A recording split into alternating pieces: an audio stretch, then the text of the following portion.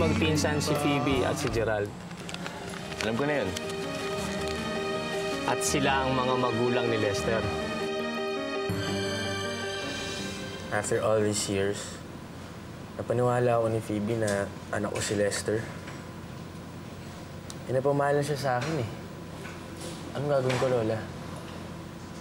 Wala tayong gagawing lahat hanggang hindi natin napapatunayan ang mga balita. Pero niloko niya tayong lahat, Lola. Pag lumabas ito sa publiko, hindi lamang ang kampanya ko ang mawawasak, kundi pati na ang ating buong angkan. Wala na akong pakialam kung anong mangyayari, pero kailangan talaga magbayad si Phoebe sa panluloko niya sa atin lahat. Ano ang gusto mong gawin ko? Kalimutan ko na lang ang ambisyon ko. Ang kailangan nating gawin, humanap tayo ng pinakamatibay na ebidensya laban kay Phoebe, pero hindi ito maaaring malaman ng kahit kanino man, lalo na ni Lester.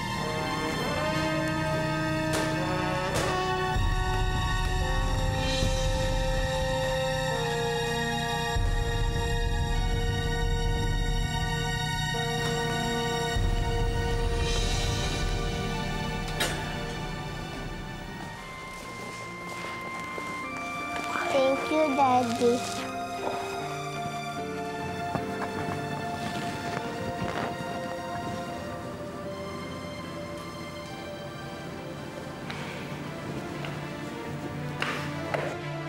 Saan ka galing?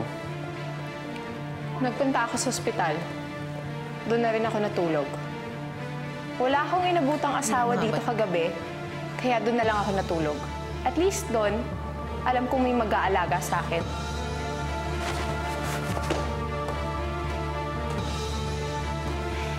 Nasaan si Gerald? Ewan ko. Hindi ba pinsan mo si Gerald? Wala akong alam kung nasan siya. Magpapahinga na ako. Walang masyadong epekto ang mga sagot ko sa series na lumalabas laban kay Alicia. We need to do more than that. We need something against Loxine fast. Senator, bakit hindi natin buhayin ang tax scandal ni Tomas Loxine? Yes, we can. But we need additional evidence. And I just know where to get it. I'll do it for you, Senator. This needs my personal touch. And Asturias, all you have to do is talk to Alicia. Ernestina, makipag-coordinate ka kay Asturias tungkol sa tax scandal ni Loxine. Ilabas agad ito sa dyaryo. I-lay off mo muna lahat ng mga report laban kay Alicia. Bakit? Dahil sa binalik na tax scandal sa inyo laban ni Daddy? That's old news, my God. Wala na kang silang madagdag eh. Na-dismiss na nga yan eh. Amanda, ang sabi ko, lay off! Ako pa rin ang nagpapatakbo ng kampanyang ito! Bigyan mo ko ng dahilan, Tito Tomas. Because I say so. Hindi pa ba sapat na dahilan yun? Give me concrete reasons why I should stop. No, you don't need to know. Ihinto mo lahat ng mga ilalabas mong mga masasamang balita tungkol kay Alicia. Tsaka na lang natin balikan ito. Matuto kang magbigay ng regalo, ng kapayapaan sa lahat ng tao. Para mabigyan ka rin ng kapayapaan, Tito Tomas?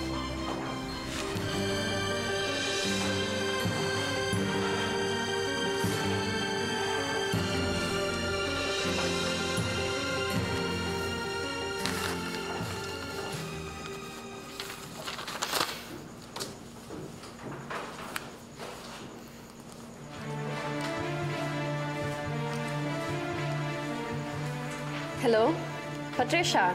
Yes, Attorney Amanda Montemayor here. Yeah, regarding the report about Alicia Montemayor, I was wondering, pwede bang matigil muna to? Yes, I need to do more research about it. Yes. Thank you, Patricia. Thank you. Okay.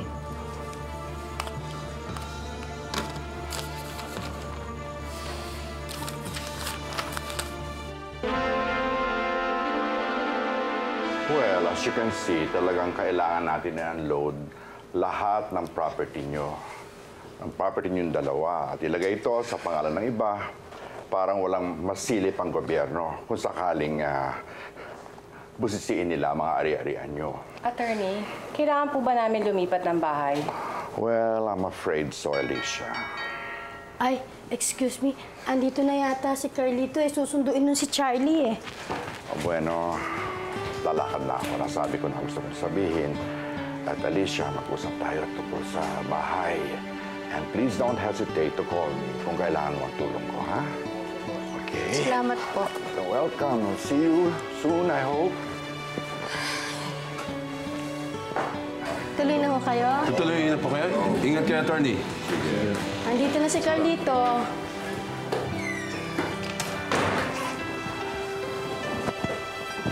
Ay, go play with Tita Angie muna kayo. Okay, Daddy. Okay. Mami na, I need to talk lang na. Okay. Okay, Daddy.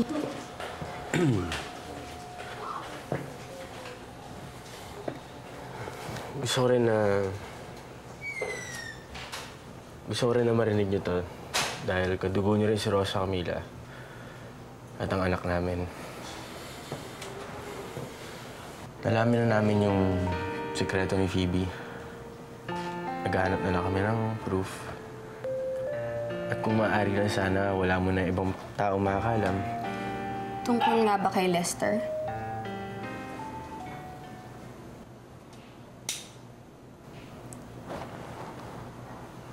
Hindi ko talaga anak si Lester.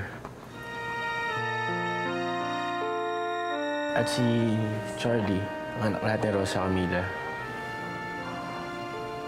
Ang tunay kong panganay.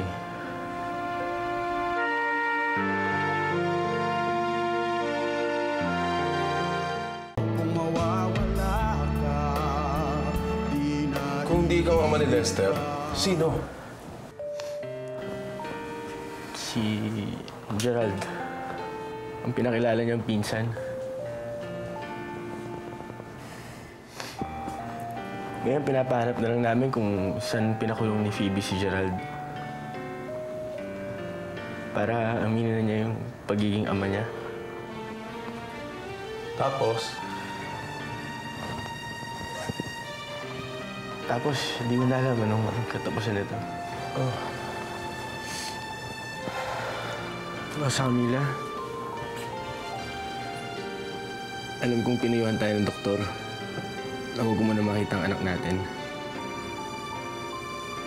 Pero ngayon it's now that I want to see my real son. Now more than ever.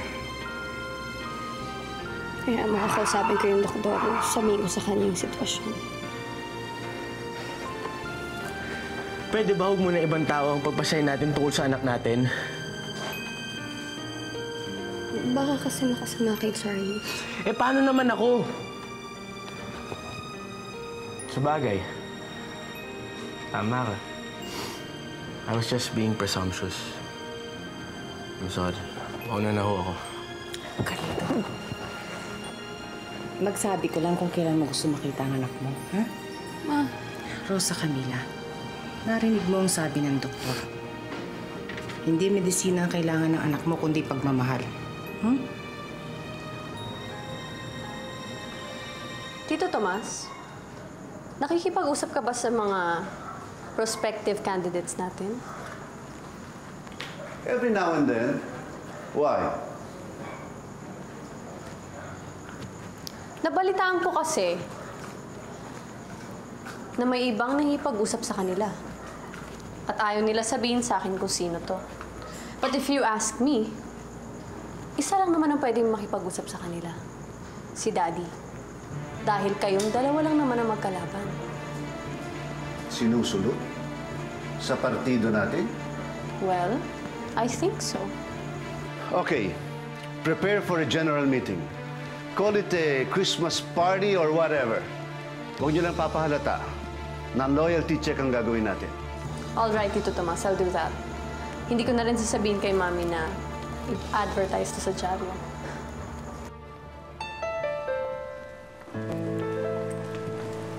Hello. Hello.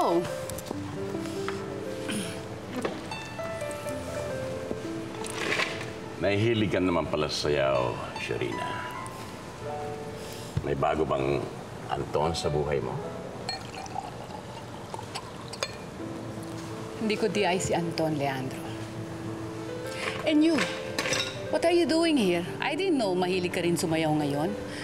And where is Illuminada and Alicia? Para may kapartner ka naman. I want my old dancing partner. May bayad ang sayaw ko, Leandro. Hindi ko gagalawin si Amanda. Tama na bang bayad yan? Para sa sayaw at isang informasyon pa. Depende. Depende sa tugtog na gustong marinig. May alam ka bang kantang mabubulaw si Tomas? That will cost you. Marami akong bariyang panghulog sa jukebox. Leandro, alam mo naman kahit noon pa, nung tayong dalawa lang, hindi naman ako pang barya-barya. But I'll think about it. Meanwhile, I have to go. Good luck. Ako na naman ba ang pinag-uusapan yung magtiyahin?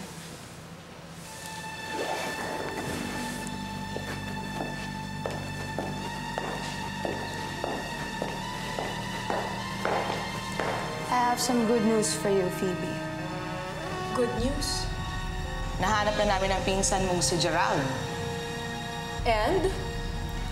And he's dead. Napasama siya sa isang rumble sa kulungan. Kita mo nga naman ano.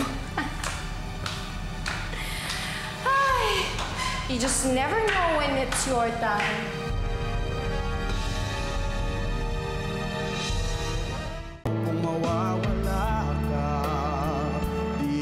Mommy, this is the last sacrifice that we have to make. Hindi pa naman pumapalpak si Alberto sa pagtulong sa atin, di ba? Eh baka lahat tayo tamaan ng bombang yan, ha? Mami, tatamaan nga si Daddy, pero calculated yung move na yon. At mas makakasira yung kay Rosa, Camila at kay Alicia. And once they're out, we can aim our guns sa mga ibang kalaban natin. Bakit, Carlito? May problema ka ba?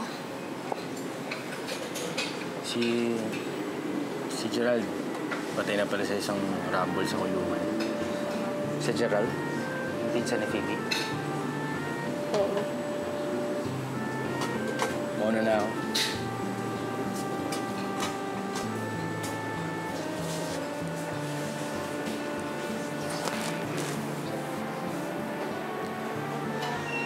Nakakaawa naman si Carlita. Oo nga eh. Tatanong ako sa'yo. Ano yun? Bakit hanggang ngayon, hindi pa natin napag-uusapan yung kasal?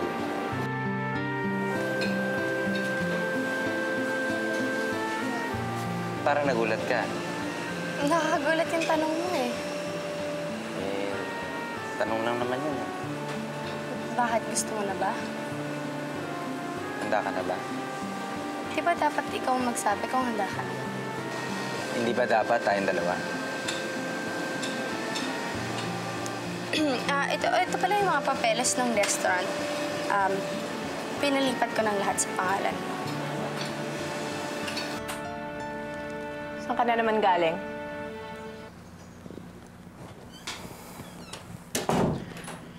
Pwede ba iwan mo muna kami ni Lester?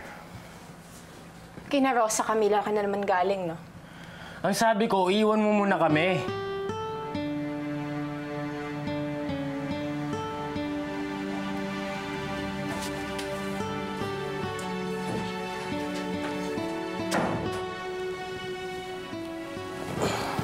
Lester.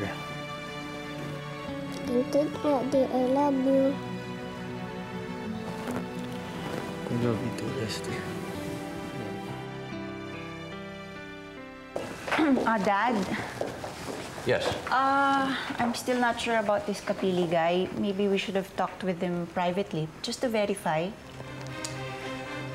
Sinetap na ni Rosa Camila ito. At hinihintay na niya tayo sa hotel. Pero hindi po siya nagpadala ng confirmation eh. Ernestina, a well-known person like Mr. Capili does not need a second confirmation. At gusto niya bumalik sa partido. So well and good. Politics is addition. Dapat yata makinig ka sa anak mo, Leandro. Inayos na ito ni Rosa Camila. Hinihintay na tayo ng mga kapartido doon. So let's go. Senator, hindi ba SOP na sumagot sila in print in an important event like this? Pinalis ko si Rosa Camila sa aking staff. But I still trust my girl. Hi, Tita Elaine. Oh, Rosa Camila, hinarap ba daddy mo? Ay, hindi po. May kukunin lang po akong mga naiwan ko na personal things. Bakit pa? Nasaan ba si Daddy? Meeting with Mr. Capili.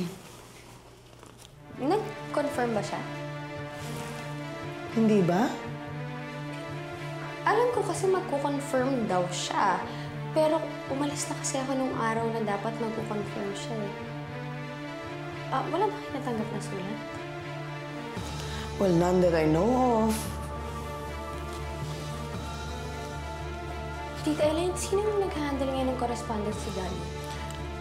Si Ernestina.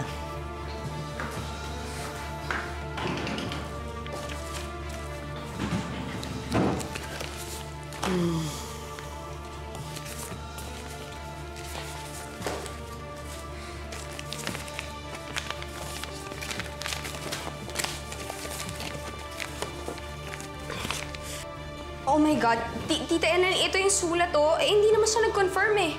Ha? Naku, ipapunta na doon ng daddy mo. Naku, dali Rosa Camila, habulin mo.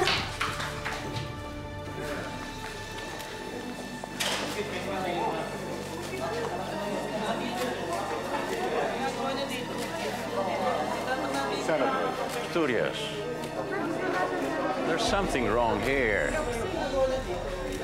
Puro kontrapartido natin nandito, ah. That's right. I'm sorry for being late. Oh. But I don't understand this meeting, by the way. Well, gusto mo rin tumakbong congressman sa 2nd District ng San Dionisio. Tama ba ito, Rosando? Yes, but... Nabanggit ito sa akin ni Rosa Camila. Actually, tinawagan ho ako ni Rosa That's why I'm here with my family and our party mates to welcome you. Senator, hindi niyo ba natanggap yung sulat ko? Sulat? Anong sulat?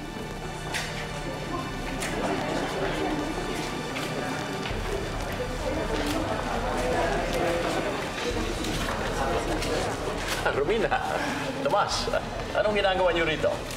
Mr. Senator, kami yata ang dapat magtanong niya. Merong Christmas party ang aming partido ngayon. Are you here to attend our Christmas party, Dad? O baka gusto mo lang manulot ng ibang mga kapartido namin? Ay, hindi naman. Hindi naman.